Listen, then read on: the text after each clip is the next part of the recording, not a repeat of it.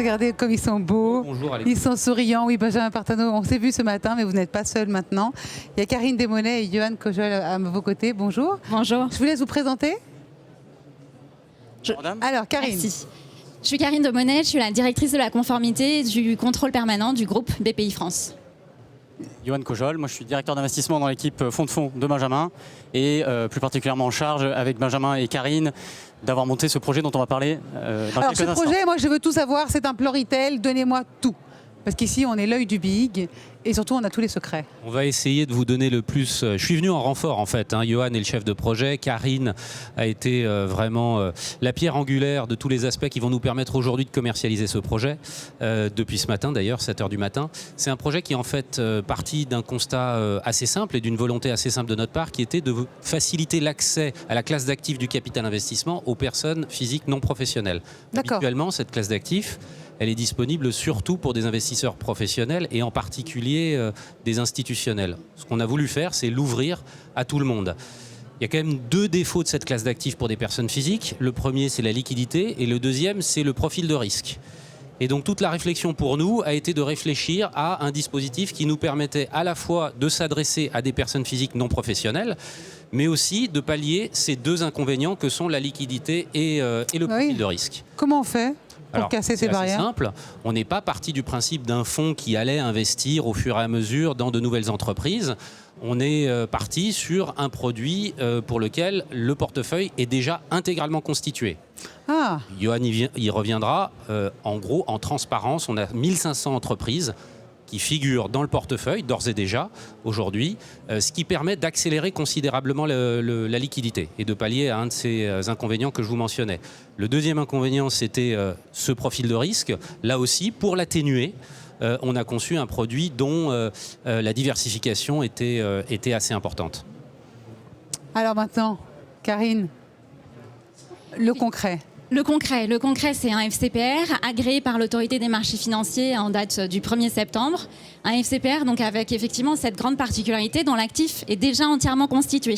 Là où voilà, c'est ce que vient de dire Benjamin. Donc, exactement. Alors, vous allez voir les entreprises, les personnes donc, physiques, comment ça se passe? Alors, c'est pas BPI France en charge de la commercialisation. On a un partenaire qui n'est pas nécessairement exclusif, mais il s'appelle 123 IM, qui lui-même a un réseau de CGPI, de conseillers en gestion de patrimoine. D'accord. Et puis, on va travailler avec des réseaux bancaires, des assureurs vie, des fonds, des gestionnaires d'épargne retraite, pour également référencer notre produit dans ces supports. D'accord. Là, en cela aussi, c'est une grande innovation puisqu'on sera le premier FCPR éligible à des dispositifs d'épargne retraite, ce qui a été permis par la loi Pacte.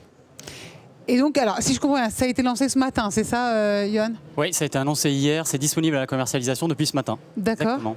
Et vous avez des premiers retours peut-être? On est à la mi-journée là. Eh bien oui, on commence à avoir des premiers retours très positifs. On a eu les premières souscriptions. Ça va bien se passer. Voilà. Donc ensuite, tout ça va se mesurer dans le temps, évidemment. Aujourd'hui, c'est le temps de l'annonce, mais la période de souscription, donc la période de commercialisation peut durer jusqu'à 12 mois.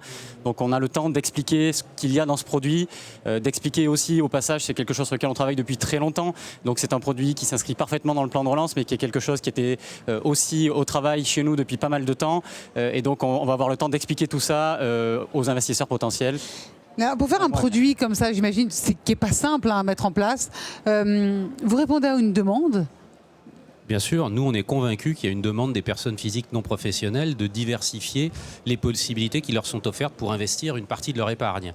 Aujourd'hui, encore une fois, ils n'avaient pas ou très peu accès à cette classe d'actifs. On leur offre la possibilité d'accéder à cette classe d'actifs. Je dois préciser une chose quand même, parce que je pense qu'on ne l'a pas encore dit, c'est un produit qui est risqué, ce n'est pas un placement d'épargne, c'est un investissement. Ça veut dire que les personnes physiques qui souscriront à ce produit assumeront un risque de perte en capital qui peut être total ou partiel. Ça, c'est très important. C'est un peu rabat-joie de le dire, mais on doit le dire parce que c'est un produit qui est encore une fois réglementé par l'AMF dans des conditions assez strictes. Mais alors du coup, c'est un investissement, il y a des risques, on l'a dit, mais on sent quand même le besoin des Français maintenant d'investir. Vous le sentez, non ? Karine, vous qui êtes la cheville ouvrière. L'objectif, effectivement, c'est de répondre à ce besoin, mais pour autant, les outils traditionnels, c'est vous investissez dans un fonds un peu à l'aveugle, le portefeuille il n'est pas constitué, vous ne savez pas dans quoi l'équipe de gestion va investir. Généralement, il y a entre 10-15 entreprises à la fin qui ont été investies par le fonds dans lequel vous avez souscrit, et finalement, l'impact est assez réduite. Limité, ouais, voilà. Donc là, l'objectif, c'est justement de capitaliser sur l'expertise de notre équipe fonds de fonds. Nous sommes des investisseurs dans des fonds partenaires depuis de nombreuses années. Et donc, c'est de bénéficier de cette expertise en disant, voilà, tous les investissements qu'on a réalisés de 2005 à 2016, on vous en apporte un bout, on en garde une grande partie, on garde 90% de tout ce qu'on a réalisé. Et on a fait 2 opérations, dont une tranche de 5% qui est pour le grand public. Et c'est finalement permettre à ces investisseurs non professionnels de pouvoir bénéficier de cette classe d'actifs, mais également du savoir-faire de BPI France en ayant sélectionné, on le pense, les bonnes équipes qui ont fait, on le pense également, les bons investissements, tout en disant évidemment qu'on n'a pas, on n'a aucune garantie, on n'a pas de boule de cristal en disant que ça sera obligatoirement une belle performance à la sortie. On le souhaite très fort. Johan ? Ouais, ce qui est sûr, c'est que Benjamin a rappelé le profil de risque et puis tous les rappels et toutes les précautions d'usage, mais on a un portefeuille dont on est en fait assez fier, c'est-à-dire qu'il est très diversifié en termes de secteurs d'activité dans lesquels les entreprises évoluent. On est très content aussi d'avoir de l'innovation, de la tech dans le portefeuille. Oui, parce que c'est ça que je vais vous demander, il y a tous les secteurs, j'imagine. Exactement, donc tous les secteurs habituels, de l'innovation, de la santé, du digital, mais aussi de l'industrie, des services. En fait, les industries innovantes nouvelles, les industries traditionnelles. Et c'est ça finalement, c'est une richesse de pouvoir être assez éclectique dans tous les secteurs, non Karine, Benjamin ? C'est une très très bonne façon en fait de permettre aux personnes, à tous les résidents fiscaux français de contribuer à la relance et d'être plus proche de l'économie réelle avec cette diversification. Une chose par exemple qu'on n'a pas dite, c'est que l'effectif moyen des 1500 entreprises en question, il est inférieur à 200 personnes. Donc on touche de la vraie de petite taille. Ouais. Presque familial pour la plupart. Presque familial, exactement. Donc pour la première fois, les personnes physiques vont avoir l'occasion, à travers ce portefeuille très diversifié, de toucher de très près l'économie réelle. Et alors justement, vous pensez qu'il y aurait, alors vous donnez, j'imagine, un objectif même à court ou à long terme, mais puisque vous l'avez lancé ce matin, j'imagine que c'est un travail qui a été fait notamment pendant le confinement. Comment on fait techniquement? Moi, je veux savoir les dessous. En fait, c'est même plus...